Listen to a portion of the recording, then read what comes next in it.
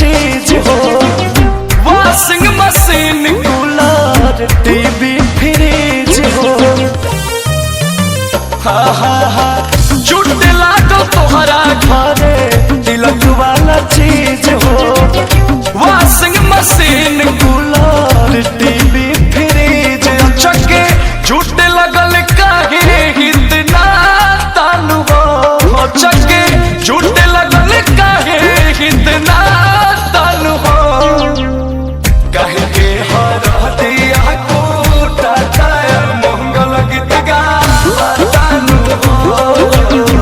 काहे के हर दिया कोटा टायर मंगल गीत गा तानु हो।